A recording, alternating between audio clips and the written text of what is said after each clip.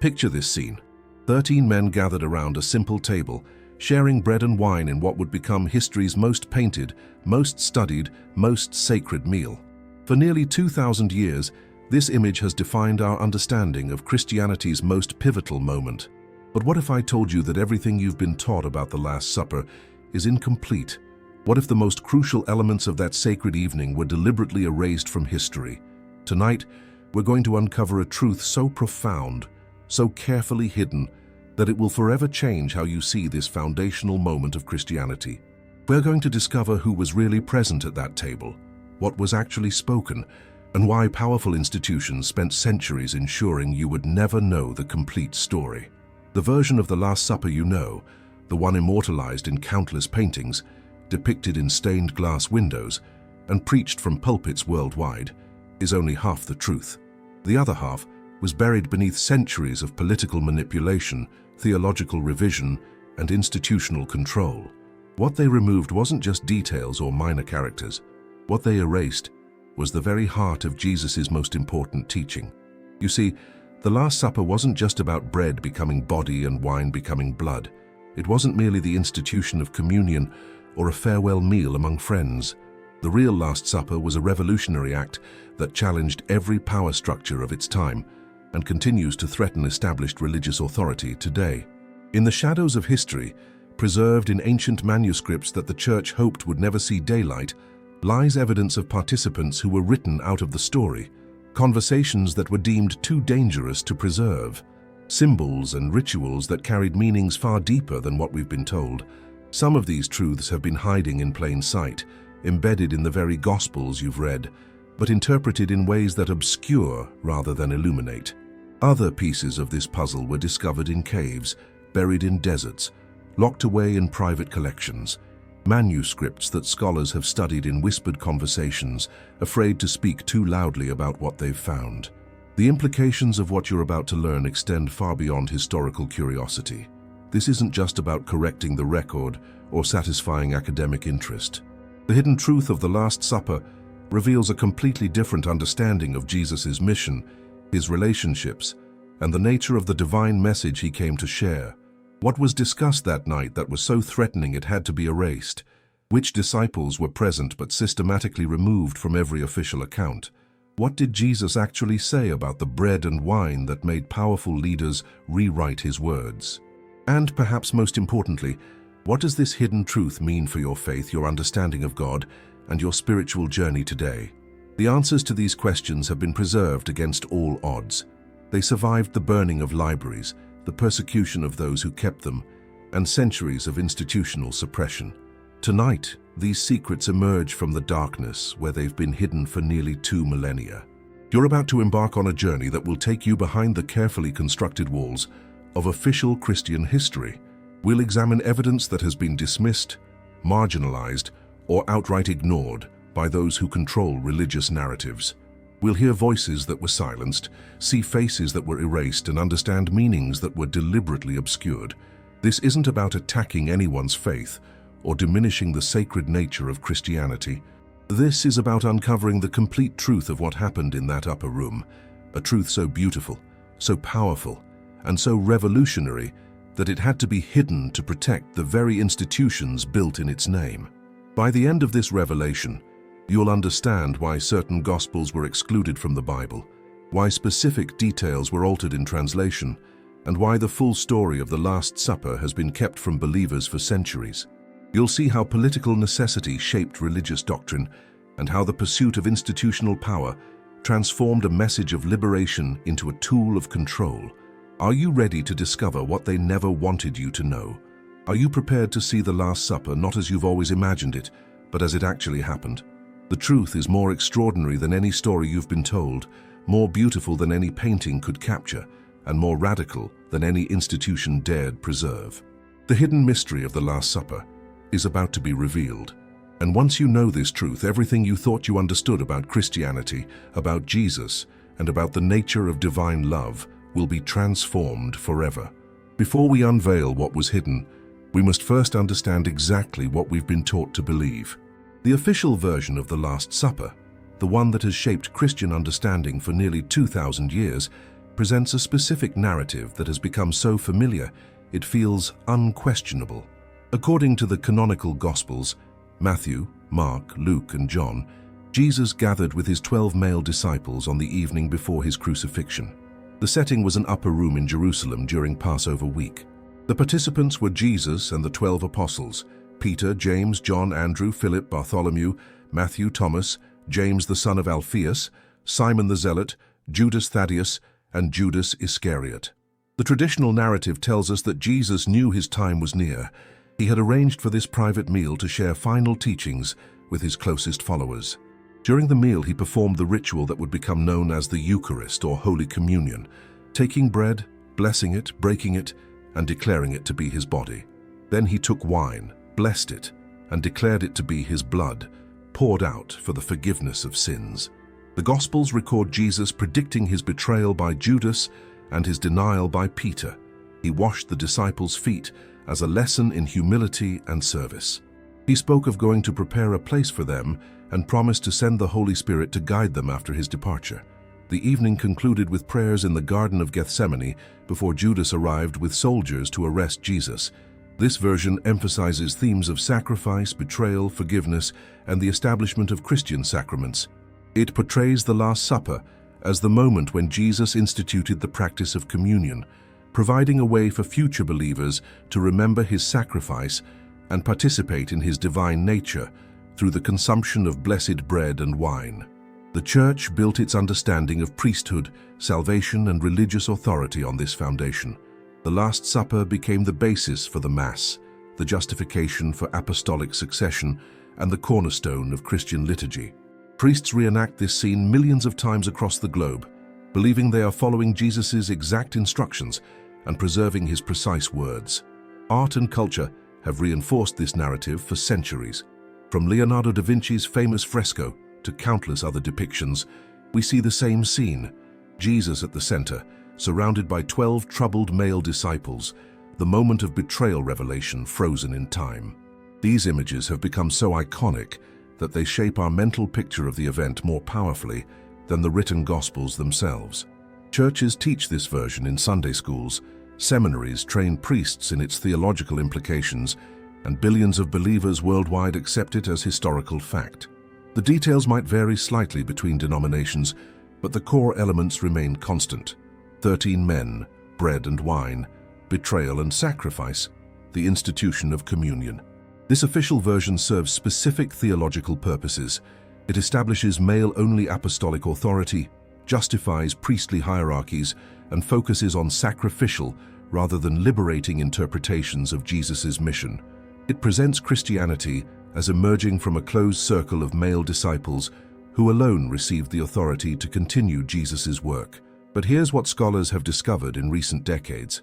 This official version isn't complete. It's not entirely inaccurate, but it's selectively edited.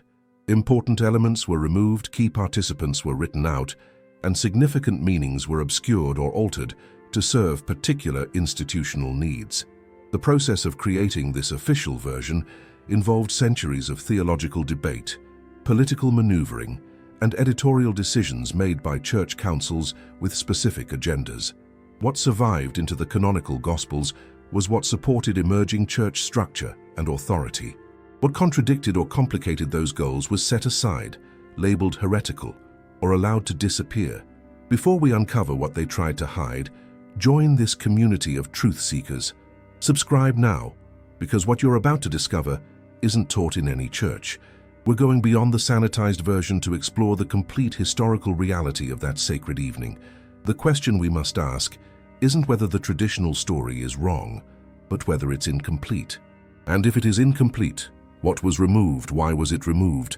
And what does the complete picture reveal about the true nature of Jesus' message and mission? The answers will challenge everything you thought you knew about Christianity's most sacred moment. The truth about the Last Supper began emerging from desert caves and ancient libraries in ways that would have seemed impossible just decades ago. In 1945, Egyptian farmers digging for fertilizer near Nag Hammadi stumbled upon a jar containing 52 ancient texts, manuscripts that had been hidden since the 4th century, preserved in the dry desert climate for over 16 centuries. These weren't the only discoveries reshaping our understanding of early Christianity. The Dead Sea Scrolls, found beginning in 1947, revealed the religious context of Jesus' time in unprecedented detail. Archaeological excavations throughout the Middle East uncovered artifacts, inscriptions, and architectural evidence that painted a picture of first-century Palestine far more complex than traditional accounts suggested. But it was the Nag Hammadi library that truly revolutionized scholarly understanding of what Christianity looked like before it became an imperial religion. Among these texts were Gospels never included in the official Bible, documents that preserved alternative memories of Jesus' teachings, his relationships, and yes, different accounts of that final meal. The Gospel of Philip, one of these recovered texts, contains passages that suggest a radically different understanding of the Last Supper's participants and meaning. While traditional scholarship once dismissed such texts as late fabrications, modern analysis reveals that some preserve independent traditions that may be as early as the canonical Gospels, and in some cases, potentially earlier. Consider what we find in the Gospel of Mary Magdalene, another text from this collection. This Gospel presents Mary not as a repentant prostitute or passive follower, but as a beloved disciple who received special teachings from Jesus. The text suggests she had access to mystical knowledge that other disciples lacked, and portrays tensions between her and Peter over spiritual authority. Archaeological evidence supports the presence of women in early Christian leadership roles that later church structure would systematically diminish. Inscriptions found in ancient churches identify women as presbyters, bishops, and apostles. Mosaics in churches depict women in positions of religious authority. Burial inscriptions honor women as spiritual teachers and community leaders. The earliest Christian art tells a different story than later depictions. In the Roman catacombs, wall paintings from the 2nd and 3rd centuries show groups of people at meals that appear to include both men and women. These images suggest that the memory of women's participation in foundational Christian events persisted in popular consciousness even as official accounts began to edit them out. Papyrus fragments discovered in Egypt have yielded gospel texts with variant readings that differ from later canonical versions. These differences aren't merely scribal errors or minor textual variations. Some represent fundamentally different understandings of key events and teachings. For instance, certain manuscript traditions preserve versions of the Last Supper discourse that include extended teachings about the divine feminine principle, discussions about Sophia, wisdom, as a divine emanation, and the necessity of balancing masculine and feminine spiritual energies for complete salvation. These passages were gradually removed from texts that would eventually become canonical. Recent archaeological work in Palestine has uncovered evidence about the actual practice of first-century Jewish meals that challenges assumptions about the Last Supper's format. Excavations of first-century dining areas reveal that mixed-gender meals were common in certain Jewish communities, particularly among groups influenced by Hellenistic culture or mystical Jewish traditions. The Essene community at Qumran, whose library was preserved in the Dead Sea Scrolls, practiced ritual meals that included both men and women in spiritual fellowship. Their meal practices included elements remarkably similar to what would become Christian communion, shared bread and wine understood as spiritual communion with the divine. Coptic texts from Egypt preserve traditions about the role of Mary Magdalene that are absent from canonical accounts. These texts consistently portray her not just as a follower, but as a teacher, a visionary, and someone who understood Jesus' spiritual message more deeply than the male disciples. The Gospel of the Savior, discovered in the 1990s, presents her as receiving special revelation about the meaning of Jesus' mission. Chemical analysis of ancient manuscripts has revealed layers of text, original writings that were scraped away and written over. In some cases, scholars have been able to recover these underlying texts using advanced imaging techniques. What they've found suggests that some biblical manuscripts originally contained passages that were later considered problematic and deliberately obscured. The Chester Beatty papyri, some of the earliest known copies of New Testament texts, contain variations in the Last Supper accounts that suggest the original stories were more complex than current versions. These early manuscripts sometimes include references to additional participants or expanded dialogues that don't appear in later copies. Carbon dating and textual analysis have established that many of these alternative Gospels weren't written centuries after the canonical ones, as church tradition claimed. Some appear to preserve independent traditions that developed alongside, or even before, the Gospels that would eventually be included in the Bible. Perhaps most significantly, scholars have identified patterns in how these texts were edited over time. Passages emphasizing women's spiritual authority were systematically removed or marginalized. References to divine feminine principles were edited out. Teachings that suggested direct spiritual access without institutional mediation were suppressed. The archaeological evidence doesn't support a conspiracy theory, but it does reveal a historical process by which the diverse, complex reality of early Christianity was gradually simplified into a more institutionally manageable narrative. The Last Supper, as we'll see, was central to this process, not just as a historical event, but as a symbol of spiritual authority and religious legitimacy. What emerges from this evidence isn't a single alternative story to replace the traditional account, but rather a recognition that the historical reality was far richer, more complex, and more inclusive than the version that survived institutional editing. The question isn't whether the canonical Gospels are false, but whether they tell the complete truth. And when we piece together what the complete truth might have looked like, the Last Supper transforms from a story about institutional authority into something far more revolutionary, a vision of spiritual community that threatened every power structure of its time and continues to challenge religious institutions today. The most shocking revelation about the Last Supper isn't what was said or what was eaten, it's who was there. For nearly 2,000 years, Christian art, theology, and tradition have presented this sacred meal as an exclusively male gathering. But mounting evidence suggests this assumption represents one of history's most significant erasures. When we examine the earliest Christian sources carefully, references to women disciples appear consistently throughout Jesus' ministry. The canonical Gospels themselves, despite later editing, preserve traces of this reality. Luke mentions women who provided for them out of their resources. Matthew, Mark, and Luke all note that women followed Jesus from Galilee and were present at the crucifixion when most male disciples had fled. The Gospel of Luke specifically mentions Mary Magdalene, Joanna, Susanna, and many others who were part of Jesus' traveling community. These weren't occasional followers or supporters from a distance. They were integral members of the group who shared the dangers, hardships, and intimate moments of Jesus' ministry. Archaeological evidence from early Christian communities reveals a pattern that the canonical accounts don't fully capture. Inscriptions and artwork from the first 3 centuries after Christ show women in leadership roles that would later be forbidden. The famous Theodora mosaic in Ravenna depicts a woman labeled episcopa, female bishop. Early Christian letters reference women as apostles, presbyters, and teachers. Now consider the practical realities of first-century Palestine. Jesus' final Passover meal would have required significant preparation, purchasing ingredients, preparing the room, cooking the meal, serving multiple courses, and cleaning afterward. In the cultural context of that time and place, these tasks would have been performed primarily by women, yet the traditional account presents them as mysteriously absent from the event they would have organized and prepared. The Gospel of Philip, discovered at Nag Hammadi, preserves memories that suggest a very different picture. This text speaks of Mary Magdalene as Jesus' companion and indicates she was present at crucial moments that canonical accounts don't mention. While scholars debate the exact meaning of companion in this context, the text clearly presents her as having intimate access to Jesus' teachings and inner circle.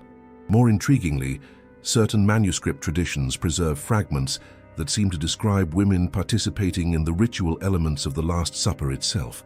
A 5th century Coptic text contains a prayer that refers to the sisters who shared the cup and the women who broke bread in remembrance. These references suggest that early Christian communities preserved memories of female participation in the foundational Eucharistic celebration. The systematic removal of women from official accounts wasn't accidental. As Christianity evolved from a grassroots movement into an institutional religion, it needed to conform to Greco-Roman social expectations about male authority and female subordination. The more Christianity sought acceptance within existing power structures, the more it had to minimize evidence of its originally egalitarian character. Consider Mary Magdalene specifically. The canonical Gospels present her as the first witness to the resurrection, a role that would have given her tremendous authority in early Christian communities. Yet later, church tradition transformed her into a repentant prostitute, a characterization found nowhere in the biblical text itself. This transformation served to diminish her authority while maintaining her presence in the story. The Gnostic Gospels consistently portray tensions between Mary Magdalene and Peter over spiritual authority and understanding. The Gospel of Mary describes Peter challenging Mary's right to share Jesus' teachings, saying, "Did he really speak with a woman without our knowledge? Are we to turn about and all listen to her?" These texts suggest that conflicts over women's roles in early Christianity were present from the very beginning. Archaeological discoveries have revealed that early Christian meal practices were far more inclusive than later church structure would suggest. Excavations of house churches from the 1st and 2nd centuries show dining areas designed to accommodate mixed gender gatherings. Frescoes in the Roman catacombs depict meal scenes that appear to include both men and women in positions of equal participation. The early Christian practice known as the love feast or agape meal seems to have maintained this inclusive character longer than the formal Eucharist. Historical accounts describe these meals as community gatherings where all members, regardless of gender, social status, or ethnicity, shared food and spiritual fellowship as equals. When we examine the earliest recorded prayers and liturgies, we find traces of this inclusive reality. Some ancient Eucharistic prayers include invocations that seem to address both masculine and feminine divine principles. References to Holy Sophia appear alongside invocations of Christ in ways that suggest both were understood as present in the communion celebration. The process of editing women out of the Last Supper account wasn't completed in a single generation. It happened gradually, through successive retellings, translations, and theological interpretations that emphasized institutional authority over spiritual community. Each retelling made the male disciples more central and the women more peripheral, until they disappeared entirely from the sacred meal. Think about this for a moment. If women were erased from this sacred moment, what else was hidden? Share in the comments. Have you ever felt something was missing from this story? But here's what makes this discovery so profound. Recognizing the presence of women at the Last Supper doesn't diminish the sacredness of the moment. It reveals its true radical nature. The Last Supper wasn't just about establishing religious authority through male apostolic succession. It was about creating a new kind of spiritual community, where traditional barriers between men and women, Jews and Gentiles, masters and slaves, were dissolved in divine love. The women who were present that night weren't silent observers or servants. They were full participants in the revolutionary vision that Jesus was inaugurating, a vision so threatening to established power structures that their very presence had to be erased from the official memory of Christianity's most sacred moment. The bread and wine of the Last Supper carry meanings far deeper and more ancient than most Christians have ever been taught. What Jesus offered his disciples that night wasn't simply a new ritual or a preview of future sacrifice. It was an initiation into mysteries that connected to the most profound spiritual traditions of the ancient world. To understand the hidden symbolism, we must first recognize that Jesus wasn't operating in a spiritual vacuum. First-century Palestine was a crossroads of religious and mystical traditions. Jewish mysticism, Greek philosophy, Egyptian mystery religions, and Persian spiritual concepts all converged in this region. Jesus, as a spiritual teacher, would have been aware of these traditions and their symbolic languages. The bread itself carries layers of meaning that extend far beyond the simple equation with Jesus' physical body. In ancient Near Eastern traditions, bread represented the fundamental sustenance of life, not just physical nourishment, but spiritual vitality. The act of breaking bread was understood as a sacred gesture that released the divine essence contained within the grain. Early Christian texts preserved outside the canonical Bible reveal that Jesus spoke of the bread as containing the spark of divine light that exists within all creation.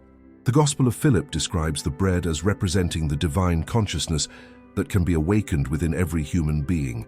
When Jesus said, "This is my body," he wasn't just referring to his physical form, but to the divine essence that he embodied and that could be awakened in others. The wheat itself held profound symbolic meaning in ancient mystery traditions. The cycle of the grain, planted in darkness, dying in the earth, then rising as new life, was understood as the fundamental pattern of spiritual transformation. This symbolism appears throughout ancient religious traditions, from the Egyptian myths of Osiris to the Greek Eleusinian mysteries. Archaeological evidence suggests that early Christian communities understood this deeper symbolism. Mosaics and frescoes from early churches often depict wheat and grapes in ways that emphasize their connection to cosmic cycles rather than simple agricultural products. The imagery consistently points to themes of transformation, rebirth, and the awakening of divine consciousness. The wine carries equally profound symbolic weight. In ancient traditions, wine represented more than fermented grape juice. It symbolized the divine spirit that could intoxicate the soul with cosmic consciousness. The transformation of grape juice into wine through fermentation was seen as a metaphor for the spiritual transformation that could occur within human consciousness. Mystery traditions throughout the ancient world used wine in initiation ceremonies designed to induce altered states of consciousness and spiritual awakening. The consumption of sacred wine was understood as a way of temporarily transcending ordinary awareness and experiencing direct communion with divine reality. When Jesus spoke of the wine as his blood, he was invoking this ancient understanding of wine as divine spirit. But the deeper meaning wasn't about literal blood sacrifice, it was about the life force, the divine energy that flows through all existence and can be directly experienced through spiritual practice and mystical awareness. The Gospel of Philip contains a remarkable passage about the wine that suggests Jesus understood it as representing the divine feminine principle, Sophia or wisdom, that must be united with the masculine principle of divine will for complete spiritual realization.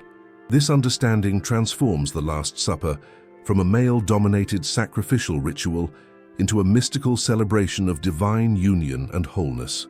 Ancient texts preserved in the Nag Hammadi library describe the bread and wine as representing the fundamental polarity of existence, the solid and the liquid, the earth and the sky, the masculine and the feminine, the human and the divine. The act of consuming both together was understood as a way of healing the artificial separations that prevent human beings from experiencing their true divine nature. The timing of the Last Supper during Passover adds another layer of symbolic meaning. Passover celebrated liberation from bondage, the transition from slavery to freedom. But the deeper mystical meaning of Passover concerned liberation from spiritual bondage, freedom from the illusions and limitations that prevent recognition of divine consciousness. In this context, the bread and wine represented the tools of spiritual liberation. They weren't objects of worship in themselves, but catalysts for the inner transformation that would free consciousness from its limited identification with the physical body and ego personality. Early Christian communities seem to have preserved this deeper understanding for several centuries. Archaeological evidence from house churches shows that communion celebrations often included elements that suggest mystical practice rather than simple memorial ritual. Sacred geometry in the design of communion tables, astronomical alignments in church architecture, and symbolic artwork all point to communities that understood the Eucharist as a transformative spiritual technology. The Gospel of the Savior, discovered in Egypt in the 1990s, contains dialogue between Jesus and his disciples about the hidden meaning of the bread and wine.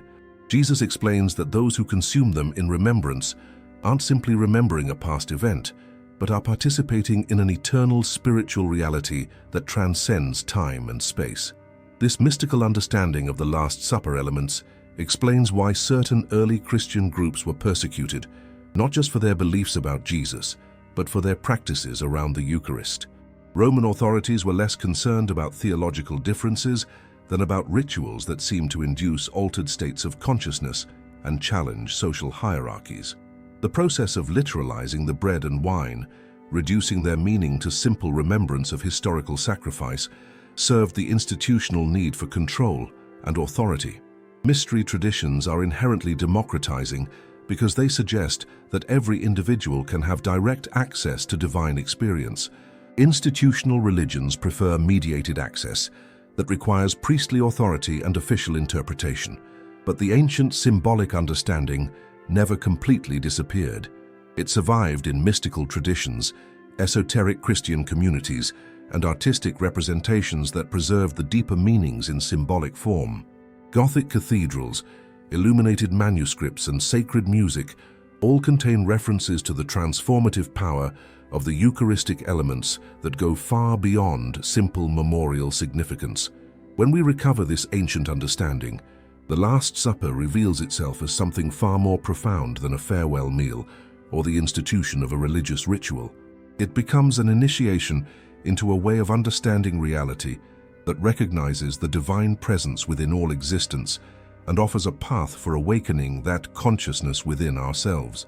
The bread and wine weren't just symbols of Jesus' sacrifice, they were tools for participating in the same divine consciousness that he embodied, invitations to experience the same mystical union with ultimate reality that formed the core of his spiritual teaching.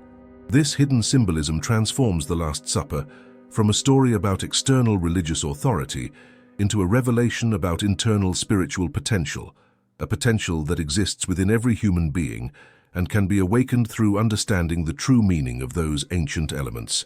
The words attributed to Jesus at the Last Supper have been translated, retranslated, interpreted, and reinterpreted countless times across 20 centuries. But recent scholarship in ancient languages, combined with discoveries of early manuscripts, reveals that some of the most important phrases we associate with this sacred meal may not reflect what was actually spoken that night.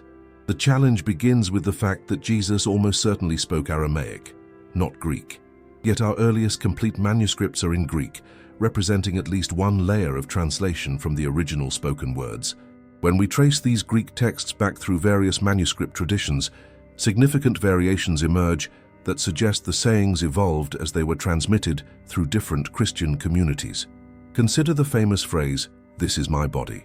In the earliest Greek manuscripts, the word used is soma, which can mean physical body, but in mystical Greek traditions often referred to the entire being or essential nature of a person.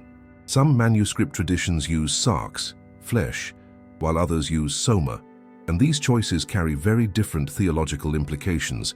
Archaeological discoveries of early Christian liturgical texts reveal that different communities preserved different versions of Jesus' words. A papyrus fragment discovered in Egypt contains a version where Jesus says something closer to, "This bread is the vessel of divine presence," rather than, "This is my body."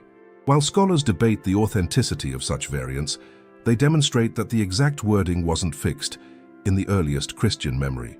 The phrase about the wine presents even more complex translation issues. The Greek word haima, blood, appears in most manuscripts, but early Syriac and Coptic versions sometimes use words that translate more accurately as life essence or divine spirit. In Jewish mystical traditions of the 1st century, the concept that would later be translated as blood often referred to the vital life force rather than the physical fluid. The Gospel of Thomas, discovered at Nag Hammadi, preserves a saying attributed to Jesus, "Whoever drinks from my mouth will become like me, and I will become like them, and the hidden things will be revealed to them." This suggests an understanding of spiritual communion that emphasizes transformation and revelation rather than sacrifice and substitution. Manuscript evidence shows that the phrase, "Do this in remembrance of me," appears in some gospel traditions, but not others. The Greek word anamnesis, remembrance, carries meanings that don't translate well into modern languages. In ancient Greek religious contexts, anamnesis didn't mean simply calling something to mind, but rather making a past event present and real in the current moment. Early church documents reveal that different Christian communities celebrated the Last Supper with varying words and interpretations. The Didache, a 1st century Christian manual, contains Eucharistic prayers that emphasize thanksgiving and community rather than sacrifice and atonement. These prayers suggest that some early Christians understood Jesus' final meal differently than later church tradition would prescribe.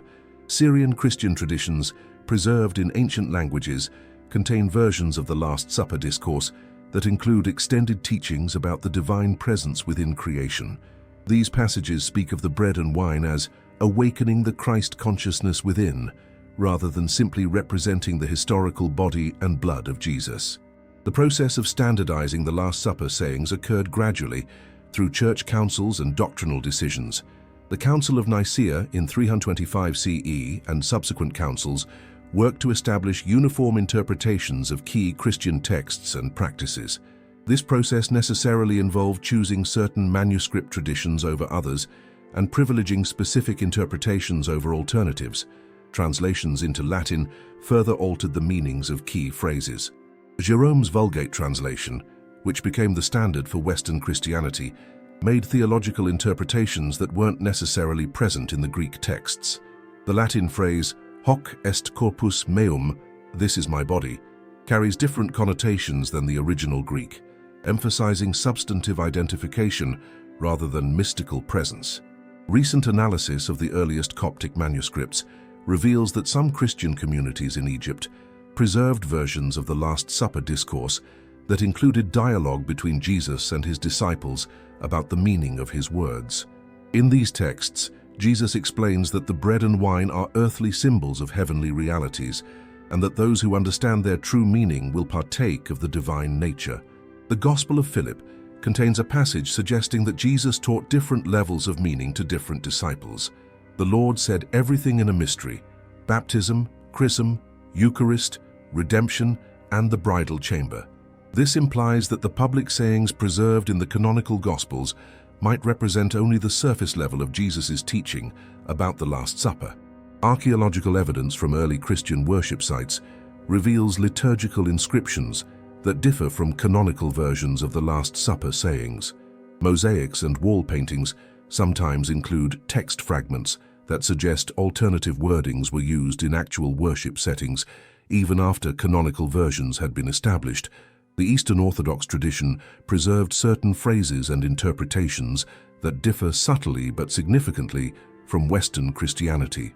Orthodox liturgies include invocations and prayers around the Eucharist that emphasize mystical transformation and theosis, becoming divine, rather than substitutionary sacrifice. When scholars reconstruct what Jesus might have actually said in Aramaic, fascinating possibilities emerge. Aramaic is a highly metaphorical language where the same words can carry multiple levels of meaning simultaneously. An Aramaic phrase that could be literally translated as "this is my body" might also mean "this represents my teaching," "this embodies my presence," or "this awakens my nature within you." The implications of these translation and transmission issues extend far beyond academic curiosity. Different wordings suggest different understandings of the Last Supper's purpose and meaning.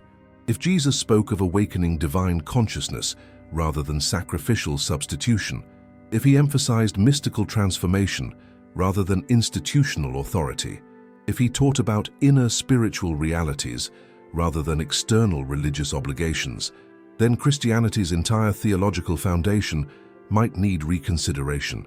These aren't merely technical issues for biblical scholars. They touch the heart of what it means to follow Jesus' teaching and participate in his spiritual legacy. The words we believe he spoke at that final meal shape our understanding of salvation, community, religious authority, and the ultimate purpose of spiritual practice. The truth is that we may never know exactly what Jesus said that night, but by understanding how his words were preserved, altered, and interpreted, we can begin to glimpse the profound spiritual realities he was trying to communicate. Realities that transcend any specific wording and point toward the transformative spiritual experience that remains available to sincere seekers today. The Last Supper you know today was shaped not just by the disciples who were present, but by ecclesiastical councils meeting centuries later in marble halls far from that humble upper room in Jerusalem. These gatherings of bishops and theologians, convened by Roman emperors and church authorities, made decisions about which Gospels to include in the Bible, how to interpret key events, and what version of Christianity would become orthodoxy. The process began in earnest with the Council of Nicaea in 325 CE, convened by Emperor Constantine not primarily for theological reasons, but to create religious unity in his empire. Constantine needed Christianity to serve as a unifying force for his diverse territories, and he needed a version of Christianity that would support rather than threaten imperial authority. The political implications of different understandings of the Last Supper were enormous. If Jesus had established a spiritual community, where authority came from divine inspiration rather than institutional appointment, where women could serve as spiritual leaders equal to men, and where individual mystical experience mattered more than priestly mediation. Such a Christianity would be impossible to control or co-opt for imperial purposes. Documents from these early councils reveal the explicitly political nature of many theological decisions. Bishop Hosius, Constantine's advisor, wrote frankly about the need to choose interpretations of Christian doctrine that would serve the cause of order and imperial unity. The Last Supper, as the foundation of Christian sacramental life, required careful theological management. The process of canonization, deciding which Gospels would be included in the official Bible, systematically excluded texts that presented alternative views of the Last Supper and its participants. The Gospel of Mary, the Gospel of Philip, the Gospel of Thomas, and dozens of other early Christian texts were declared heretical not primarily because they were late or inauthentic, but because they contained teachings that contradicted the emerging institutional structure. Archaeological evidence shows that many of the excluded Gospels were widely read and respected in early Christian communities. The Gospel of Thomas, for instance, was quoted by church fathers and appears to have been considered authoritative in certain regions well into the 4th century.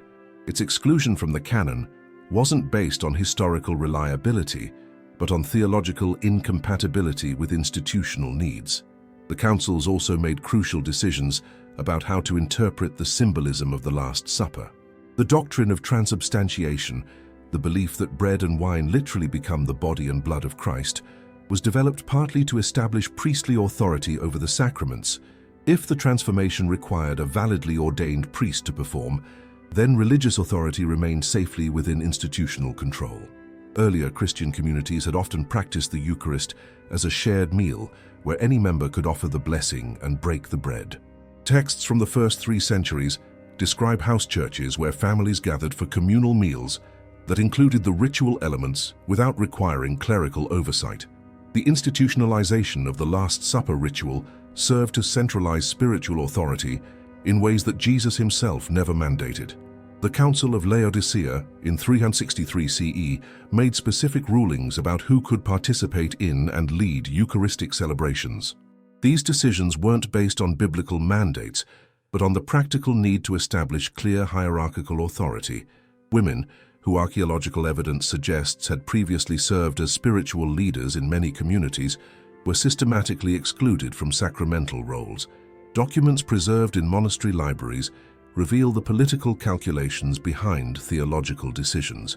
A letter from Bishop Cyril of Alexandria discusses the need to correct certain interpretations of the Last Supper that emphasized individual spiritual experience over institutional mediation.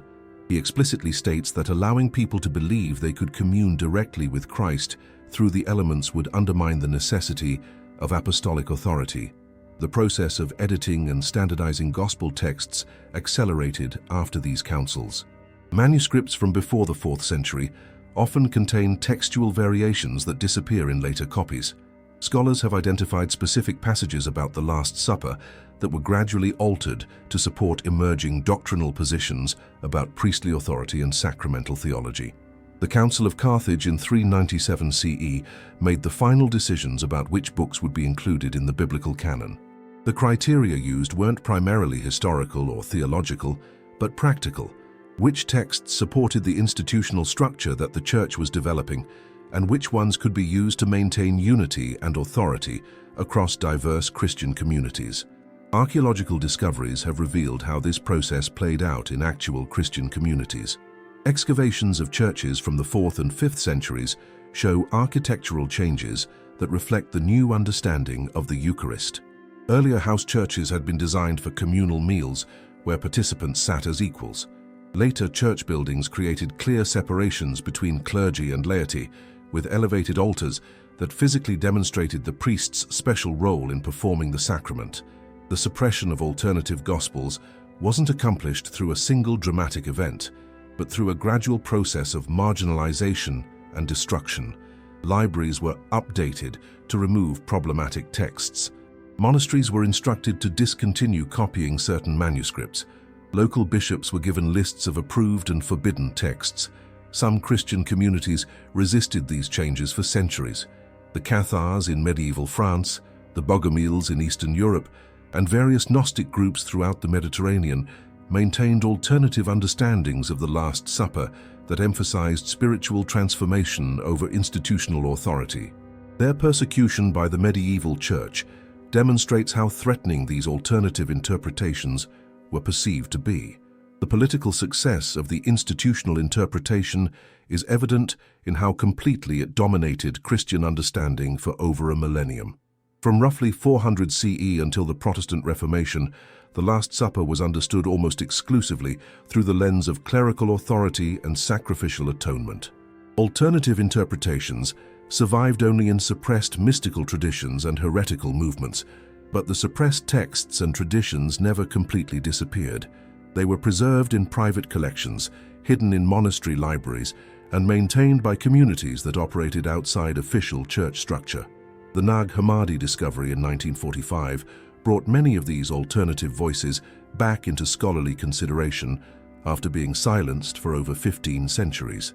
Modern analysis of the conciliar process reveals how theological doctrine was shaped by political necessity rather than spiritual insight.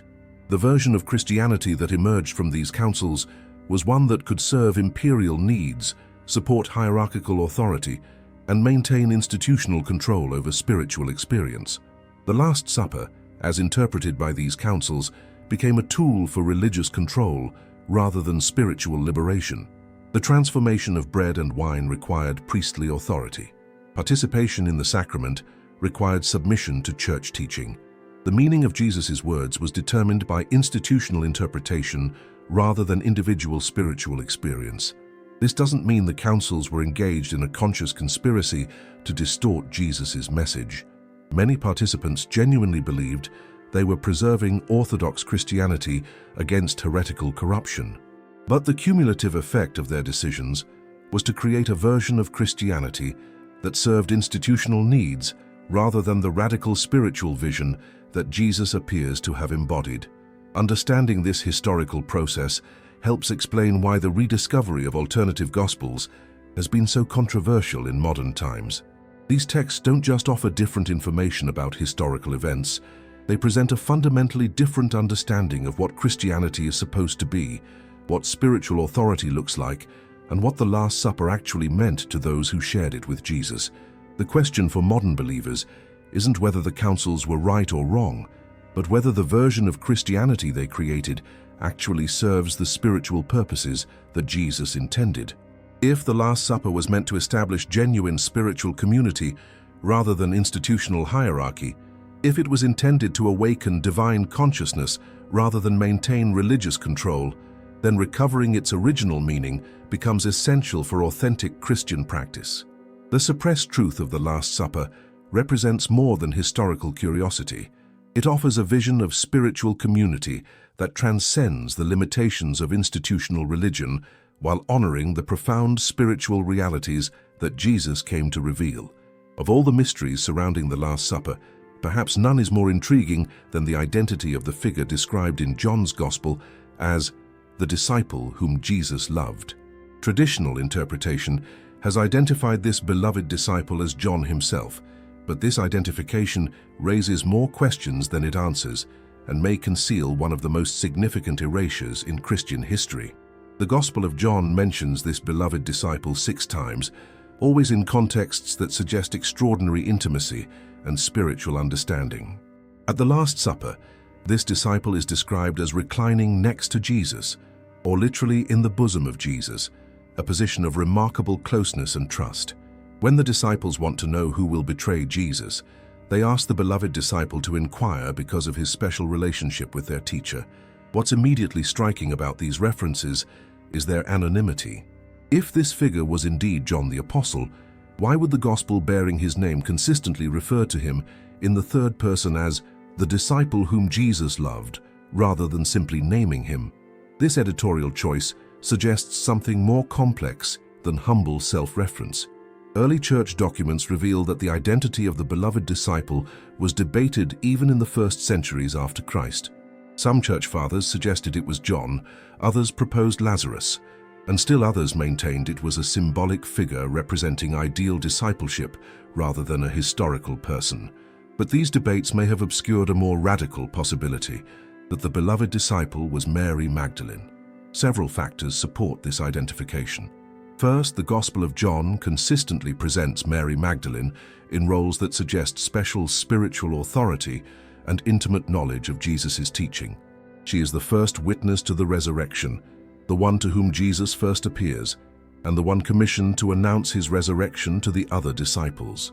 Archaeological evidence from early Christian communities shows that Mary Magdalene was venerated not just as a witness to the resurrection, but as a teacher and spiritual authority in her own right. Inscriptions and artwork from the first 3 centuries present her in ways that suggest she held a position comparable to the apostles, a status that later church tradition would systematically diminish. The Gospel of Philip, discovered at Nag Hammadi, describes Mary Magdalene as Jesus' companion and states that Jesus loved her more than all the disciples. This text explicitly describes tensions between Mary and the male disciples, particularly Peter, over her special relationship with Jesus and her authority to teach his message. When we examine the canonical Gospels carefully, we find that Mary Magdalene appears at crucial moments where the beloved disciple is also present. She is at the crucifixion, where the beloved disciple is also mentioned. She is at the tomb, where she has the first resurrection encounter. These parallel presences suggest they might be the same person. The Gospel of Mary, another text excluded from the biblical canon, presents Mary Magdalene as receiving special teachings from Jesus that the other disciples didn't receive. Peter challenges her authority, saying, "Did he really speak with a woman without our knowledge? Are we to turn about and all listen to her?" This conflict between Mary and Peter appears in multiple early Christian texts. Before I reveal who this beloved disciple really was, tell me, where in the world are you watching this video from? I want to see how far this awakening is spreading across the globe. The process of obscuring Mary Magdalene's identity as the beloved disciple would have served multiple institutional purposes. First, it removed a woman from the position of greatest spiritual intimacy with Jesus. Second, it eliminated evidence of female apostolic authority. Third, it allowed the beloved disciple's special status to be transferred to male leadership. Linguistic analysis of the original Greek text reveals interesting possibilities. The phrase, "the disciple whom Jesus loved," uses a form of the Greek word agape that could refer to spiritual love transcending gender categories. In the cultural context of first-century Palestine, such love between teacher and disciple wasn't uncommon and didn't necessarily imply romantic relationship, despite later artistic interpretations. The symbolic positioning of the beloved disciple at the Last Supper takes on new meaning if this figure was Mary Magdalene. Her placement in the position of greatest intimacy with Jesus would represent the integration of masculine and feminine spiritual principles, a theme that appears throughout Gnostic Christian texts but was gradually suppressed by institutional Christianity. Early Christian art occasionally depicts figures at the Last Supper that could be interpreted as feminine, though art historians have traditionally assumed all figures represent male disciples. Some medieval paintings show a young feminine-featured figure in the position traditionally assigned to John, leading to various speculative interpretations. The theological implications of identifying Mary Magdalene as the beloved disciple extend far beyond historical curiosity. If the person with the greatest spiritual intimacy with Jesus was a woman, if the disciple who understood his teaching most deeply was female, then the exclusion of women from spiritual leadership represents a fundamental betrayal of Jesus' original vision. This identification also transforms our understanding of the Last Supper dynamics. Instead of an all-male gathering establishing patriarchal religious authority, it becomes a mixed-gender community, celebrating the integration of masculine and feminine spiritual wisdom, a vision of spiritual community that threatened traditional power structures so profoundly that it had to be erased from official memory. The beloved disciple's true identity may never be definitively established, but the very fact that this figure's gender was obscured reveals the extent to which early Christian memory was edited to conform to social expectations rather than historical reality. The story of Judas Iscariot's betrayal of Jesus has become one of Christianity's most powerful narratives about good and evil, loyalty and treachery. For nearly 2,000 years, Judas has been portrayed as the ultimate villain, the disciple whose greed led him to sell his teacher for 30 pieces of silver. But recent archaeological discoveries and scholarly analysis of suppressed texts reveal that this traditional understanding may represent one of history's most profound misinterpretations. The discovery of the Gospel of Judas in the 1970s and its translation and authentication in the early 2000s sent shockwaves through biblical scholarship. This ancient Coptic text, carbon dated to the 3rd or 4th century CE, presents a radically different understanding of Judas's role in Jesus' final days. Rather than a betrayer motivated by greed, the Gospel of Judas portrays him as the most faithful disciple, the only one who understood the true nature of Jesus' mission. According to this text, Jesus specifically asked Judas to turn him over to the authorities, explaining that his arrest and crucifixion were necessary for the completion of his spiritual mission. The Gospel presents their final conversation as one of profound trust and mutual understanding, with Jesus saying, "You will exceed all of them, for you will sacrifice the man that clothes me." This alternative narrative isn't merely a late invention designed to rehabilitate Judas's reputation. Careful analysis of the canonical Gospels reveals inconsistencies and tensions in the traditional betrayal story that suggest the historical reality was more complex than later interpretation would acknowledge. Consider the practical details of the arrest scene. Jesus taught publicly in the temple for days before his crucifixion. The authorities knew where to find him and what he looked like. They didn't need someone to identify him with a kiss. His appearance and location were already known to anyone who wanted to arrest him. The traditional explanation for Judas's role makes little practical sense. Moreover, Jesus' response to Judas at the Last Supper suggests foreknowledge and acceptance rather than surprise and betrayal. When Jesus says, "What you are going to do quickly," the tone implies cooperation rather than resignation to inevitable treachery. The Greek text suggests Jesus is giving permission or even encouragement rather than expressing despair. The Gospel of John presents Judas's departure from the Last Supper in terms that could be interpreted as him fulfilling a predetermined role rather than abandoning his companions.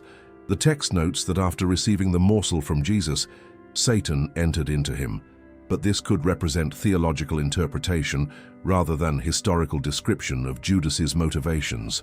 Archaeological evidence from early Christian communities reveals that views of Judas weren't uniformly negative in the first centuries after Christ. Some early Christian groups, particularly those influenced by Gnostic teachings, understood Judas as fulfilling a necessary cosmic function rather than committing an act of personal betrayal. The Gospel of Judas presents Jesus explaining to Judas that his apparent betrayal will actually liberate Jesus' spirit from physical constraints, allowing him to complete his spiritual mission. This understanding transforms the crucifixion from a story about human evil triumphing over good into a narrative about conscious sacrifice for spiritual transformation. This alternative interpretation aligns with Gnostic Christian theology, which understood the physical world as a limitation on spiritual consciousness. From this perspective, Jesus' death wasn't a sacrifice to appease divine wrath, but a liberation from material constraints that would allow his spiritual teaching to spread throughout the world. The process of demonizing Judas served important institutional purposes for the developing church. Having a clear villain in the Jesus story simplified complex theological questions about suffering, sacrifice, and divine will. It also provided a cautionary tale about the consequences of betraying religious authority. A useful tool for maintaining loyalty and obedience, early church documents reveal deliberate efforts to portray Judas in increasingly negative terms. Details about his greed, his stealing from the common purse, and his horrific death appear in later texts, but aren't present in the earliest gospel accounts. These elaborations suggest a gradual process of character assassination rather than preservation of historical memory. The 30 pieces of silver, often cited as evidence of Judas's greed, may represent symbolic rather than literal payment. 30 pieces of silver was the price of a slave according to Old Testament law, suggesting that the detail was included to fulfill prophecy rather than record historical fact. The amount appears to be theologically motivated rather than economically realistic. Manuscripts discovered in Egyptian monasteries contain early Christian prayers that include Judas among the apostles without negative characterization. These liturgical texts suggest that some Christian communities maintained positive memories of Judas even after the canonical Gospels were written. The Gospel of Judas also reveals that Jesus gave Judas special teachings that weren't shared with the other disciples. The text describes Judas as the only disciple who understood the true nature of Jesus' spiritual mission and the cosmic significance of his apparent death. This portrayal transforms Judas from a failed follower into the most advanced disciple. The symbolic interpretation of the betrayal kiss takes on new meaning in this context. Rather than a sign of deception, the kiss represents genuine affection and a final gesture of connection before fulfilling a difficult but necessary role. The intimacy of the gesture suggests love rather than treachery. When we examine the broader pattern of how the canonical Gospels were edited and compiled, the negative portrayal of Judas fits with institutional needs for clear moral categories and unambiguous religious authority. A complex story about willing sacrifice and cosmic necessity was simplified into a straightforward tale of good versus evil. The rehabilitation of Judas through alternative gospel accounts doesn't necessarily mean the traditional story is entirely false, but it does suggest that the historical reality was more nuanced than institutional Christianity could accommodate. The true story of that final night may involve conscious cooperation between Jesus and Judas rather than betrayal and victimization. This alternative understanding transforms the Last Supper from a scene of impending betrayal into a gathering where the most difficult spiritual truths were shared among those capable of understanding them. Judas's departure becomes not an act of treachery, but the beginning of the most profound sacrifice in Christian history, a sacrifice willingly made by both teacher and disciple for the salvation of the world. The truth about Judas challenges us to question other simplified narratives about complex spiritual realities and to consider whether the institutional need for clear moral categories has obscured the deeper mysteries of faith, sacrifice, and divine love. The hidden truths about the Last Supper don't merely correct historical misunderstandings, they fundamentally challenge how modern Christianity understands itself, its authority structures, and its spiritual mission. When we recognize that women were present at this foundational meal, that the symbolism carries deeper mystical meanings, and that the official narrative was shaped by political rather than spiritual considerations, the implications ripple through every aspect of contemporary Christian faith and practice.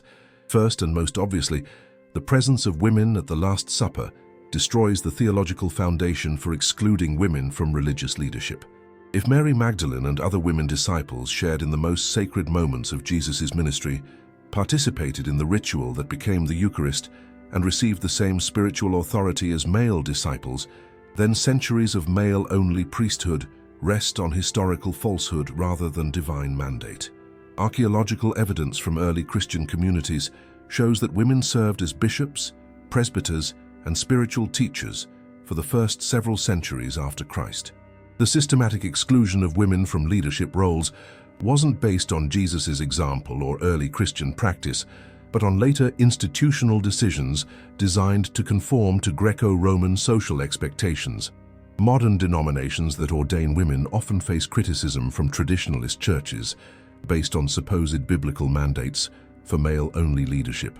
But if the biblical accounts themselves were edited to remove evidence of female apostolic authority, then such criticism rests on doctrinally corrupted foundations rather than authentic Christian tradition. The mystical interpretation of the bread and wine challenges the institutional control over sacramental life that has characterized much of Christian history.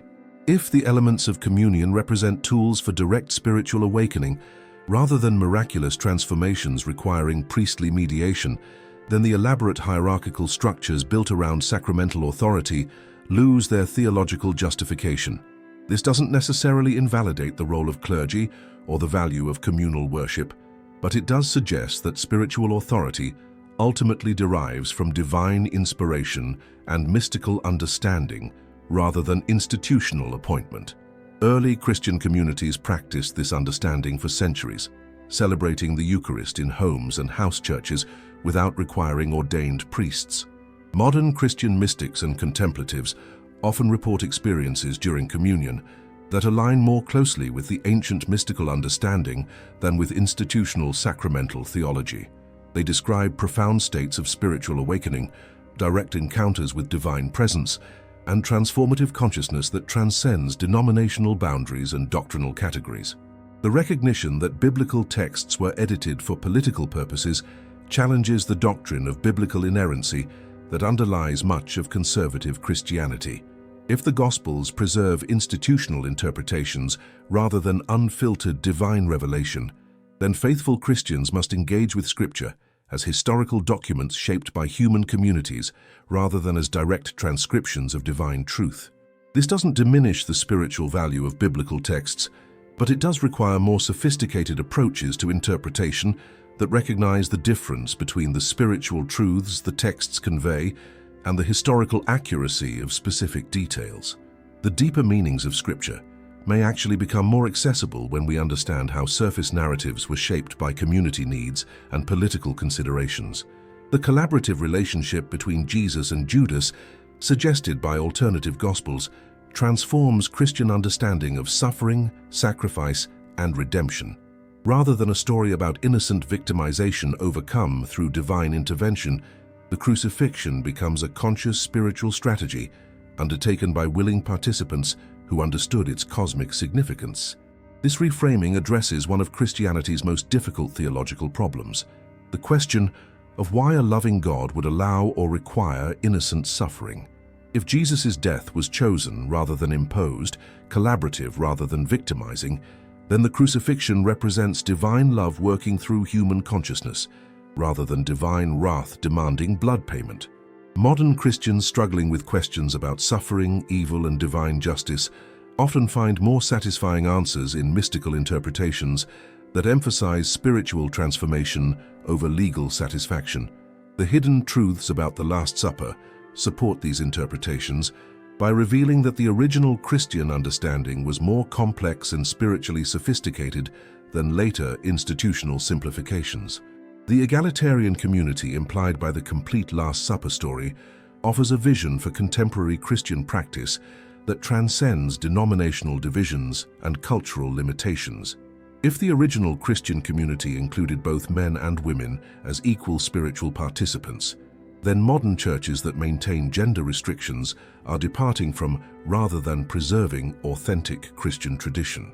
Similarly, if the Last Supper was celebrated as a mystical practice available to all sincere believers, rather than a clerical privilege requiring institutional authorization, then contemporary movements toward more democratic and participatory worship align with early Christian practice rather than representing dangerous innovations. The environmental and social justice movements within modern Christianity find support in the mystical interpretation of the Last Supper elements. If bread and wine represent the divine presence within all creation, then caring for the earth and ensuring that all people have access to basic sustenance becomes a form of Eucharistic practice rather than merely optional charity. These implications extend beyond Christian communities to interfaith dialogue and global spirituality.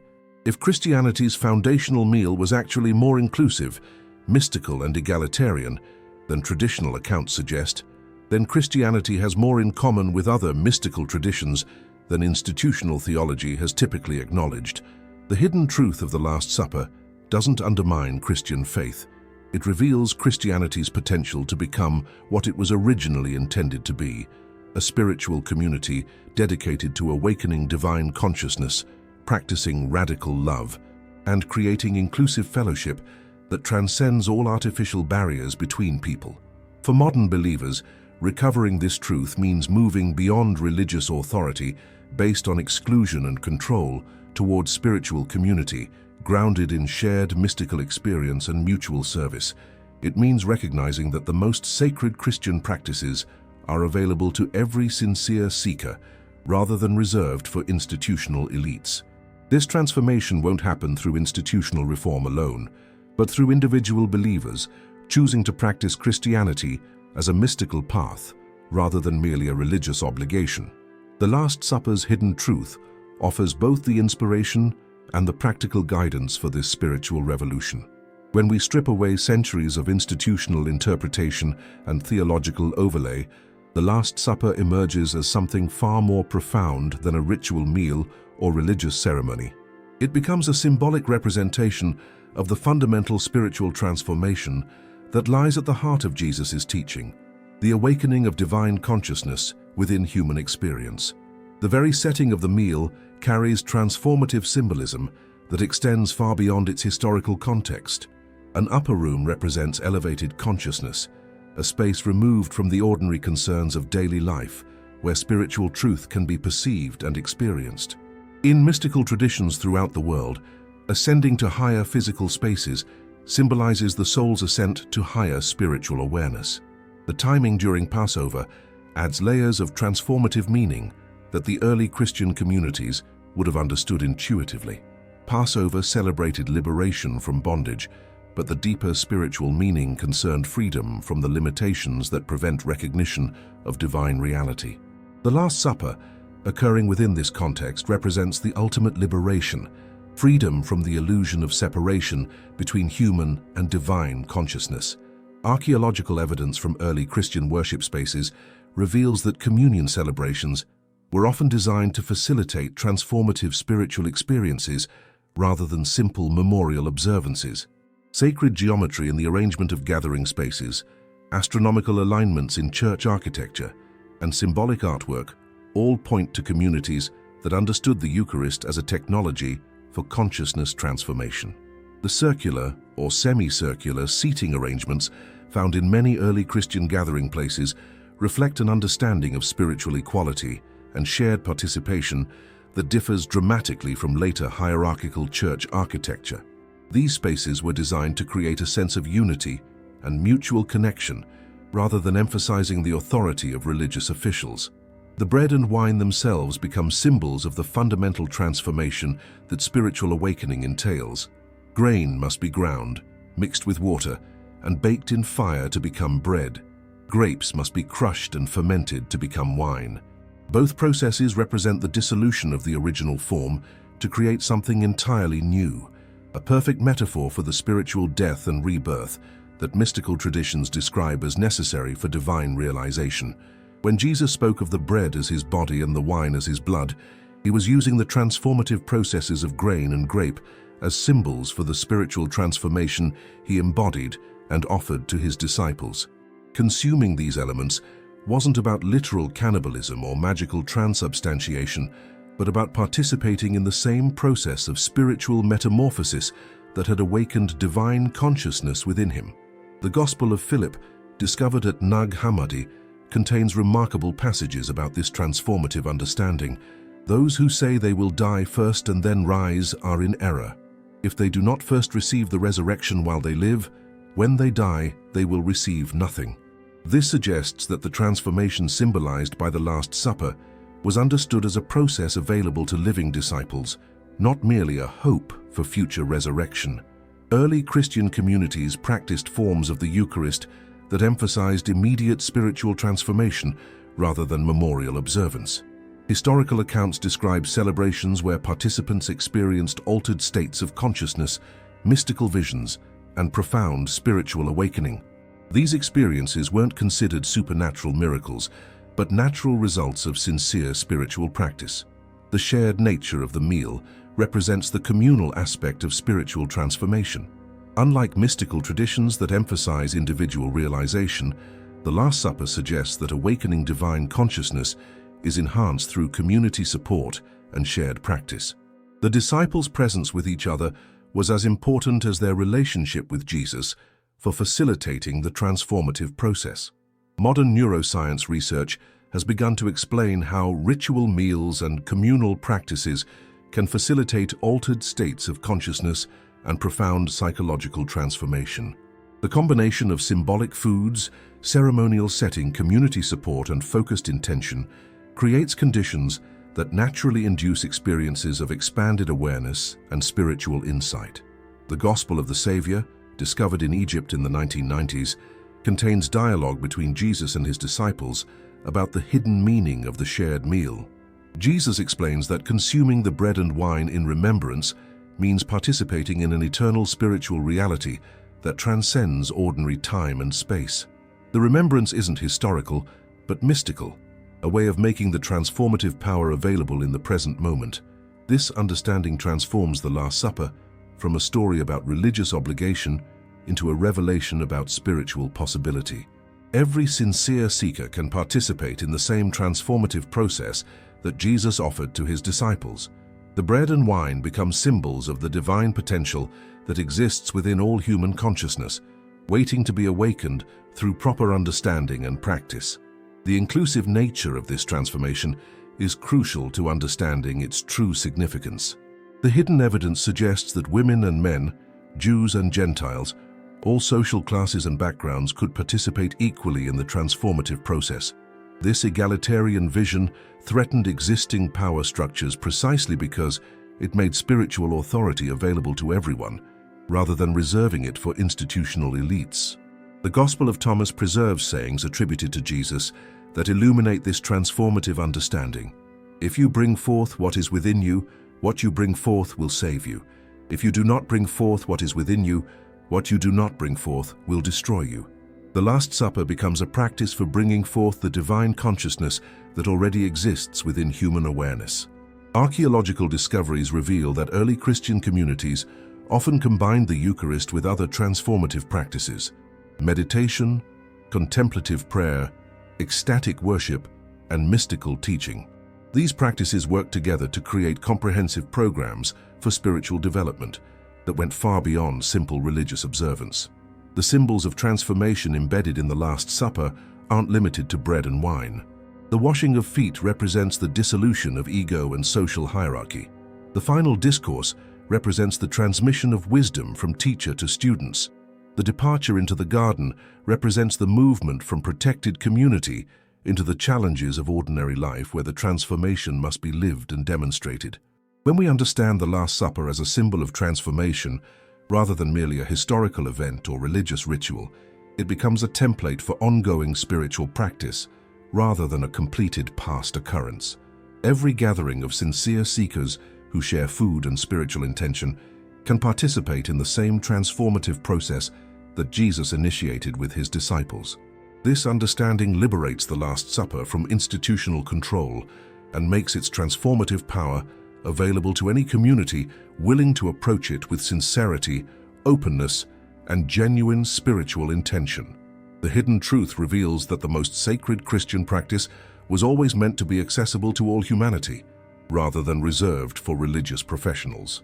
As we reach the end of this journey into the hidden truth of the Last Supper, we stand at a threshold that every spiritual seeker must eventually cross, the moment when comfortable certainties give way to transformative possibilities, when institutional answers yield to personal spiritual responsibility, and when the familiar becomes the gateway to the sacred.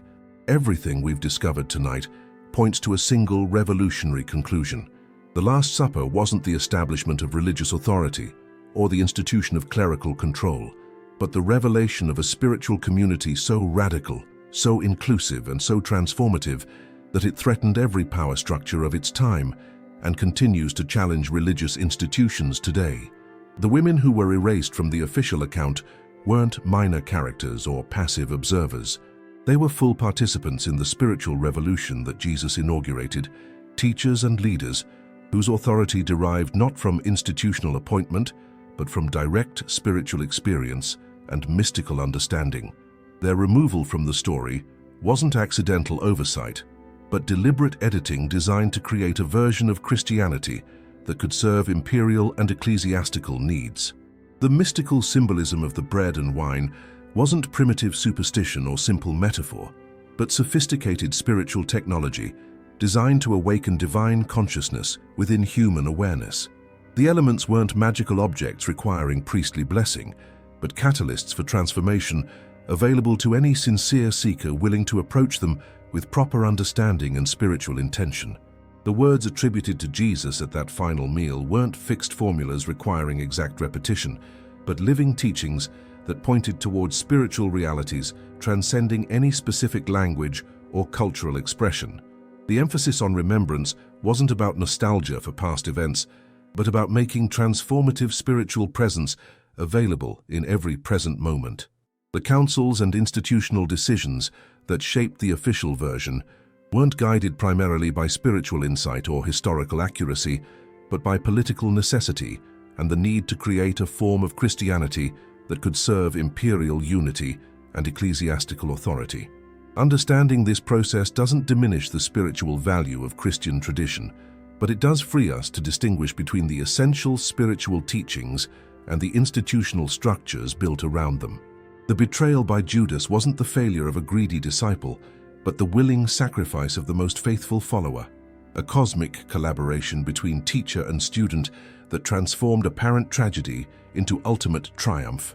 This understanding shifts the entire narrative from victimization to conscious spiritual strategy, from human failure to divine love, working through human consciousness. What emerges from these hidden truths isn't an attack on Christian faith, but an invitation to discover what Christianity was originally intended to become. Not a religion of exclusion and control, but a spiritual path of inclusion and liberation. Not a system of beliefs requiring intellectual assent, but a transformative practice offering direct spiritual experience. Not an institution mediating between humanity and divinity, but a community recognizing the divine presence already alive within every human heart. This vision threatens no one except those who profit from spiritual dependence and religious inequality. It offers everything to those willing to take responsibility for their own spiritual development and to participate in creating communities based on mutual support rather than hierarchical authority. The implications extend far beyond Christian communities to every arena of human relationships.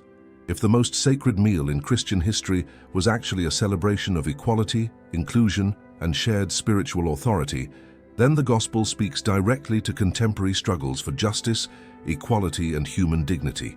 Environmental movements find support in the recognition that bread and wine represent the divine presence within all creation. Social justice efforts align with the egalitarian community that Jesus actually created, rather than the hierarchical structures built in his name. Interfaith dialogue becomes possible when Christianity's foundational event reveals mystical wisdom compatible with contemplative traditions throughout the world. For individual believers, these discoveries offer both challenge and opportunity. The challenge is to move beyond comfortable reliance on religious authority toward personal spiritual responsibility. The opportunity is to participate in the same transformative process that Jesus offered his disciples, not as historical memory, but as present possibility. This doesn't require abandoning Christian identity or dismissing religious tradition, but it does mean approaching both with the recognition that spiritual truth is larger than any institution, more inclusive than any doctrine, and more transformative than any ritual. The hidden truth of the Last Supper reveals that authentic Christianity has always been about awakening divine consciousness rather than maintaining religious control. The communities that preserve this understanding won't necessarily look like traditional churches or follow conventional religious practices. They may gather in homes, meet in nature, celebrate with bread and wine, or with whatever elements carry meaning for their particular context. What will unite them won't be shared doctrine or institutional affiliation, but commitment to the transformative spiritual practice that Jesus demonstrated and the inclusive community he created. The responsibility now rests with each of us to decide whether we'll continue accepting edited versions of spiritual truth or embrace the more challenging but ultimately more liberating complete revelation. The Last Supper's hidden meaning isn't just historical information. It's an invitation to participate in the ongoing transformation of human consciousness and the creation of communities worthy of the spiritual vision that Jesus embodied. The truth has been hidden for nearly 2,000 years, but it was preserved against all odds by communities that recognized its value even when institutional Christianity rejected it. Now it emerges in our time, when humanity most needs the wisdom of inclusive spiritual community and transformative mystical practice. If this revelation has awakened something within you, subscribe to continue this journey of discovery. Click on the next video that appears on your screen, because the truth we've uncovered together is just the beginning of a much deeper mystery.